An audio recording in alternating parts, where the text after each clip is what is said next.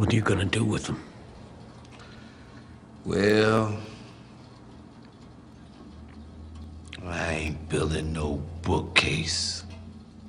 Okay, everyone, today we have Michael K. Williams, who I love. Thank you so much for coming. Thank you. Michael, let's start from the beginning. Tell me how you got your start. I was 23 years old. I just started to get my life back together. I had a turbulent childhood, a lot of, drugs and partying and just, wrong company. And I got into schools at BMCC, studying business management, and I had gotten a really good job at Pfizer. And I saw this Janet Jackson video, Rhythm Nation, and the light bulb went up in my head that, hey, maybe I could do that. I was always the kid in the club dancing. I always knew all the latest dances. That was my way of being cool.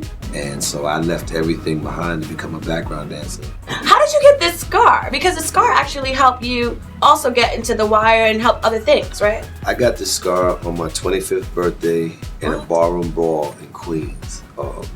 Needless to say, I was drunk, and I entertained a conversation that I would have normally ignored and basically zig when I should have zagged, and I kind of, I got this $150 in my face. Come on now, about the heads of your chinny chin chin. Oh, boy, you best roll out. We up in here with the Mac 10. Oh, I think's not, Terrell. I think's not. Y'all might need to think this through and stop wasting my time. Originally, I read that the character wasn't supposed to live as long as he did, right? And you kind of just came in and embodied it, and it just took on another life, and they couldn't lose you. David, we had to talk about this. The way he explained it was they didn't plan on killing the character after 7 episodes, but they just didn't know what direction it was going to go and whether they were going to bring it back or not. They just left it. They wrote him in the beginning and left him open to see how the audience was going to respond, what I was going to bring to it, to see if they were going to like this character or not. And so they gave me a reoccurring contract with 7 episodes, and they kind of like, we'll see as we go, and it kind of just evolved to this and what it is today. But they in season 1, if you notice, my name is in the end credits. I wasn't a series regular until I didn't become a series regular until season 2, and that was because they didn't know what they wanted to do with the character. Followed by 1 count of attempted murder and use of a handgun in commission of a felony. That wasn't no attempt murder. What was it, Mr. Little? I shot the boy Mike in his hind parts, that all. Fixed it so he couldn't sit right. Well, I also love that you are so involved with the church. So please talk to me about what's going on in Newark and what you're doing to help. I don't know if anybody knows, because a lot of times it doesn't get the press that it deserves, but there's a lot of violence going on in the streets of Newark. My pastor alone last year, he buried almost 300 people, all under the age of 30, all murder. And that's just one church in Essex County. And through my friendship and my relationship with him, I've got to see how hard he works in the community and what's going on.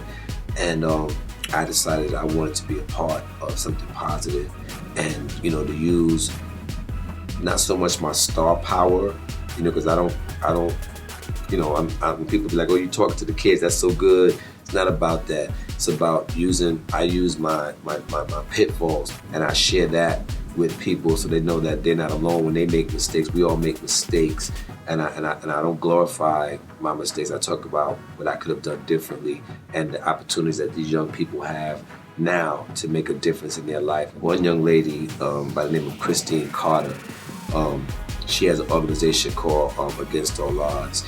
We met at church, but I didn't know her story until we spoke at the 30th anniversary of the YMCA in Newark. And this is a young lady who has been through the mill. I mean, a mother that died from drug addiction, a father that died in prison.